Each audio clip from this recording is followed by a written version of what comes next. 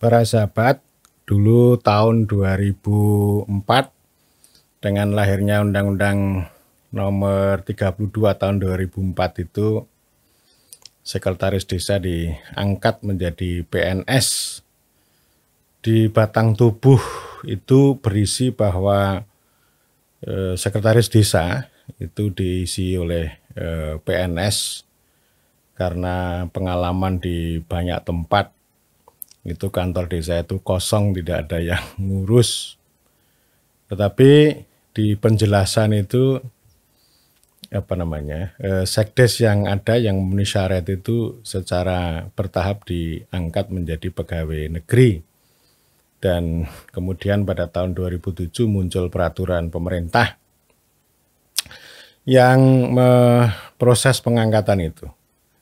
Ya kira-kira ada 40-an ribu yang memenuhi syarat yang bisa diangkat menjadi PNS. Tapi dalam perjalanannya ini tidak efektif.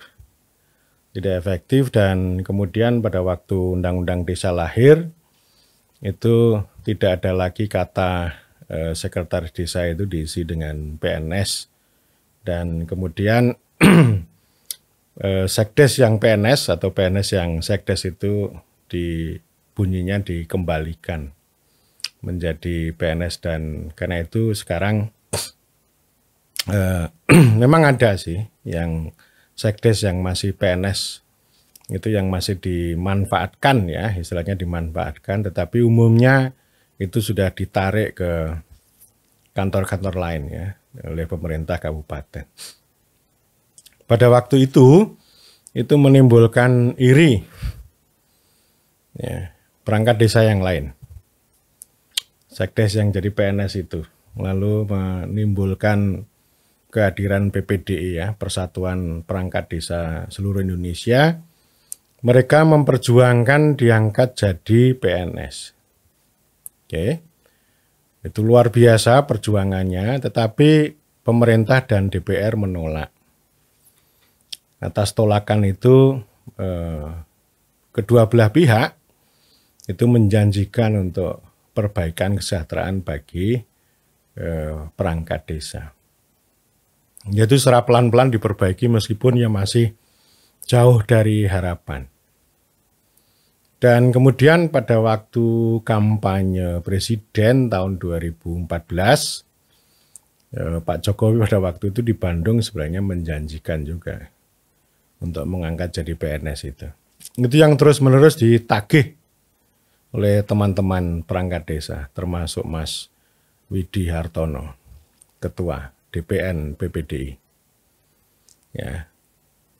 Dan memang tuntutan para perangkat desa itu selalu dicibir oleh banyak orang. Selalu disikapi secara sinis. Ya. Bahkan dalam kehidupan sehari-hari pun ya mereka itu dicibir, disikapi secara tidak baik oleh banyak orang kota. Nggak tahu lah, itu kelas menengah ngehek, mempertanyakan apa kerjaan perangkat desa. Orang itu kan nggak melihat saja di desa sekarang aja lah gitu ya. Bagaimana mereka tidak mengenal WFH, mereka juga ikut mengurus COVID, baik yang terpapar maupun terdampak, termasuk pemulasaraan dan sebagainya. Saya kira itu cerita itu sangat meluas ketika kemampuan negara ini juga ada batasnya dan banyak warga yang isoman di rumahnya masing-masing di desa itu pada akhirnya ya dengan mekanisme gotong royong baik oleh pemerintah desa maupun oleh warga setempat. Dan itu tidak bisa dianggap remeh. Termasuk juga proyek-proyek dari atas itu kan semuanya kan juga menggunakan mekanisme desa. Mereka juga membantu. Saya menyoroti ini orang-orang kelas menengah ngehek ini itu anti pada perangkat desa. Tetapi yang kedua ini juga memperalat mereka.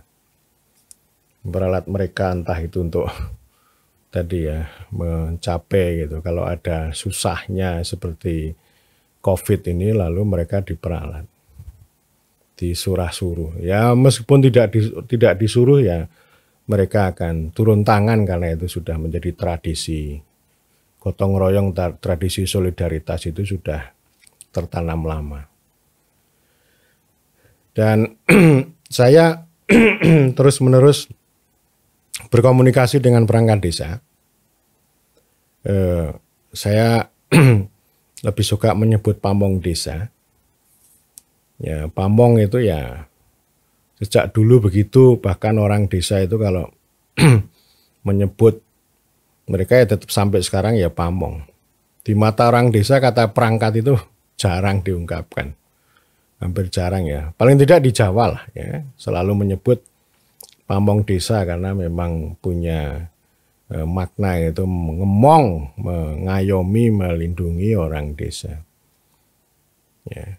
Dan dulu saya kira juga sudah ada penelitian yang dilakukan oleh Access to Justice atau Community Justice System gitu ya. Tahun 2007. Pertanyaannya kalau warga itu ada masalah yang terkait dengan hukum itu siapa yang pertama kali dihubungi? Itu 40-an sekian persen itu kepala desa. 30-an tokoh masyarakat. Baru yang lain itu ada lain-lain dan hanya sekitar 11% yang itu kepada aparat penegak hukum. Saya juga terus-menerus berkomunikasi dengan para perangkat desa terutama untuk mendengarkan aspirasi mereka. Ada sejumlah aspirasi yang disampaikan. Pertama, soal status. Status mereka nggak jelas. PNS tidak, ya buruh tidak, begitu. Ini harus ditegaskan katanya. Undang-undang atau pokoknya regulasi harus menegaskan. Ya memang ini namanya perangkat. Sama dengan kalau misalnya pada sisi yang lain kan namanya bupati gitu kan ya namanya pejabat politik. Kepala desa itu kan sama juga sebagai pejabat politik dan ya ini namanya kalau menurut standar dari Dagri ya kalian itu namanya perangkat. Ya. Tapi yang dimaksud oleh para orang-orang secara individual perangkat desa itu, kami ini ya harus ditegaskan dong. Tegaskan apakah sebagai ASN atau sebagai buruh atau sebagai apa gitu. Ini kan perlu dicari nih. Perlu dicari secara lebih tegas soal ini loh, apa jenis kepegawaian itu loh. Jenis kepegawaiannya kan harus jelas tuh. Kemudian yang kedua, mereka memprotes soal kosakata siltap. Ya, penghasilan tetap. Kenapa tidak gaji dan tunjangan? Gitu. Jadi mereka pengen. Jadi namanya ya kalau statusnya jelas, ya kalau buruh ya buruh begitu. Buruh kan ada gaji, ada tunjangan juga gitu. Tapi kalau perangkat desa termasuk kepala desa ini kan cuma siltap namanya. Jadi mereka menuntut ini ya, namanya gaji dan tunjangan. Dan ini harus ada standar. Ya, mereka menuntut standar itu. Standarnya ya bukan 2A. Itu kan namanya merendahkan, menghina gitu. Tukang kebun aja satu uplek di sekolah dasar aja bisa lebih dari itu gitu. Jadi artinya mereka merasa direndahkan jenis pekerjaan sama layanan yang mereka berikan pada warga itu. Atau memang dipandang supaya mereka itu kayak sukarelawan gitu ya. Jadi memang susah. Perangkat desa itu tidak bisa disebut kaya, tapi juga tidak bisa disebut miskin. Lalu masih jarang yang memperoleh ini ya, yang dapat hak ini apa namanya BPJS Kesehatan. Kalau buruh aja kan masih dapat BPJS tenaga kerja ya. Kesehatan juga dapat. Kalau perangkat ini ya ada yang dapat sih. Ada yang dapat. Itu tidak semua tempat, tidak semua daerah. Tapi masih sangat banyak yang tidak punya BPJS kesehatan. Kalaupun punya itu sendiri, pakai mekanisme pribadi, keluarga. Jadi tidak ada mekanisme secara publik. Itu. Jadi statusnya kalau usulan saya ya sama, kepala desa itu seperti lurah, setara lah. Dibikin setara, lurah yang di kota itu loh. Ya. Jadi penggajiannya, tunjangannya gitu. Uangnya dari mana gitu? Ya dari negara dong.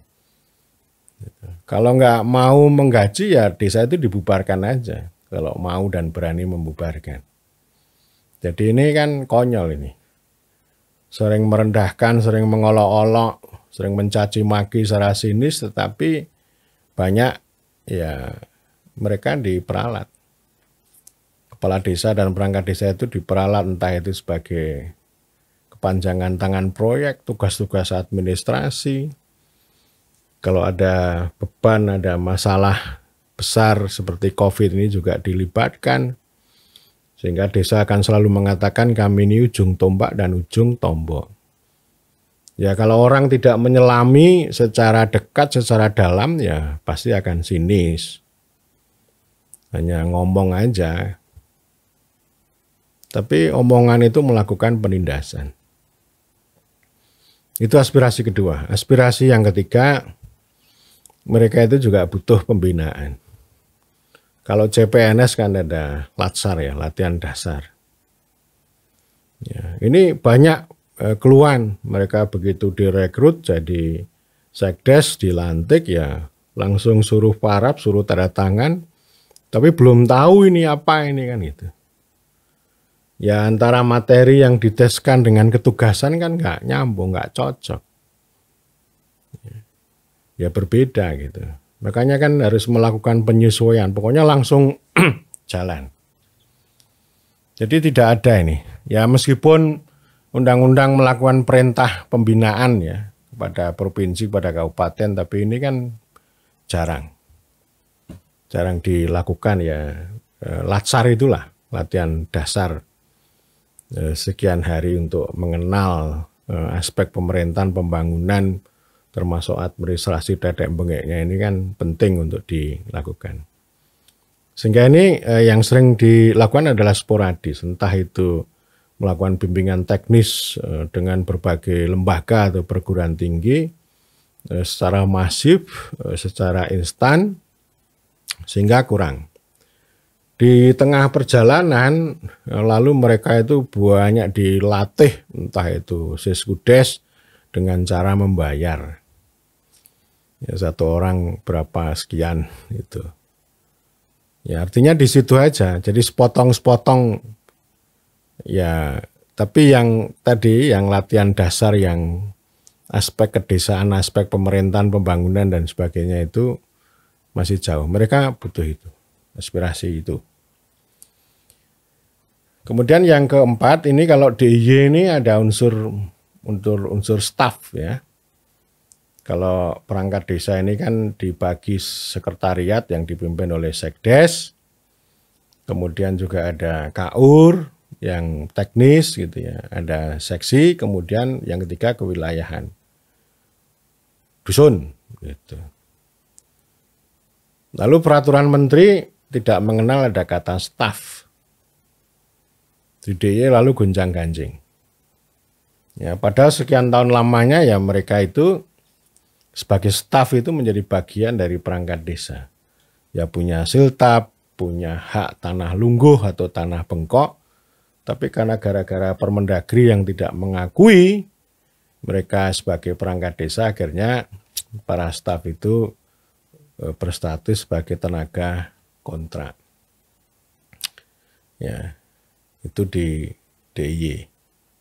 Padahal tugas-tugas keseharian ya para staf itu yang sangat utama. Tugas administrasi, tugas IT, pendataan, Ada seorang staf itu yang menangani 5 aplikasi. Entah aplikasi penduduk, aplikasi Siskudes, aplikasi macam-macam, ya mereka itu yang mengerjakan. Dan itu sudah berlangsung lama karena memang kalau DIY itu ukuran desanya itu besar. Jumlah desa di provinsi, di daerah istimewa Yogyakarta, itu sama dengan jumlah desa di Klaten, 1 kabupaten. 390. Ya. Jadi besar penduduknya dan ya wilayahnya lebih besar daripada Jawa Tengah.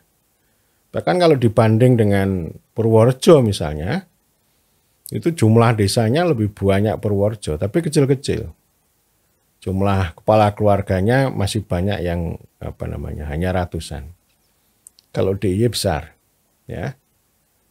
Seperti desa Catur Tunggal itu ya penduduknya itu kalau tidak salah ya sekitar 90.000. Itu sama dengan jumlah penduduk beberapa kabupaten di Papua. Sehingga ini kalau perangkat yang distandarisasi jumlahnya hanya sekitar 10 itu enggak cukup. Ya. Karena ya artinya kalau intinya aja lah kalau untuk melakukan pendataan aja deh. Ya. Ini kan coveragenya itu kan jauh lebih banyak, jauh lebih luas kan. Untuk narik pajak misalnya, atau untuk urusan macam-macam lah, urusan administrasi, urusan termasuk nanti kegiatan pembangunan misalnya, tentu saja volume pekerjaannya akan jauh lebih besar. Dan itu sudah lama. Karena itu saya mendukung ini gerakan para staf perangkat desa DIY ini memang harus diakui sebagai bagian dari perangkat desa, atau paling tidak ini bisa diselesaikan di tingkat DIY maupun kabupaten, 4 kabupaten, Sleman, Kulon Progo, Bantul, dan Gunung Kidul. Kalaupun di pusat itu tidak membolehkan seperti itu, ya nanti kita bisa siasati dengan mekanisme keistimewaan. Dan mereka juga mengusulkan supaya di pusat itu kayak nanti kalau ada revisi undang-undang desa itu dibuka. Ya, paling tidak misalnya solusinya begini, ya solusinya ya. Desa dapat mengangkat staf itu sebagai perangkat, bagian perangkat desa, stafnya perangkat.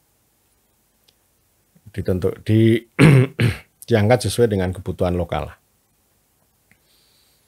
Memang selalu ada kalimat disesuaikan dengan kemampuan keuangan. Nah ini menjerat itu. Itu yang paling tidak disukai oleh perangkat itu, disesuaikan dengan kemampuan keuangan.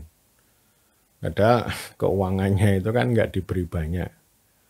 Ngomongnya banyak sekali sih, bermiliar-miliar katanya. Tapi ya nggak cukup. Ya. Artinya itu kan hanya menggarami air laut aja itu. Karena kebutuhan dan kepentingannya kan banyak. Alokasi dana desa dari kabupaten kota, ya, itu kan tidak cukup untuk membiayai operasional pemerintahan itu. Ini juga kesalahan, dipotong-potong. Ya. Kalau pemerintahan itu pakai kabupaten kota, kalau pembangunan dan pemberdayaan pakai pusat, pakai APBN. Nah ini kan nalar mutilasi itu. Ya, sekali lagi saya terus-menerus mendukung aspirasi perjuangan para perangkat desa. Ya, jadi penting ya. Oh ada satu lagi ya soal ini ya. Jadi mereka menolak menolak ganti kepala desa, ganti perangkat. Itu kan ada di naskahnya DPD itu. Kalau ini nggak terlalu khawatir lah, karena kalau pemerintah terutama Kementerian Dalam Negeri tidak akan mengikuti pola itu. Karena kesinambungan administrasi itu penting. Ya, jadi kalau nanti ganti kepala desa, ganti perangkat itu akan membuat keterputusan. Ya, kesinambungan administrasi itu akan terputus. Ya.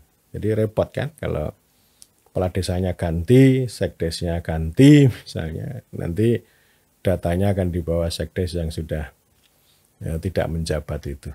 Ya, itu beberapa aspirasi ya yang terus-menerus disampaikan dan komunikasi harus terjaga terus. Nanti pada saatnya kalau proses ini bergulir ya memang harus kita perjuangkan.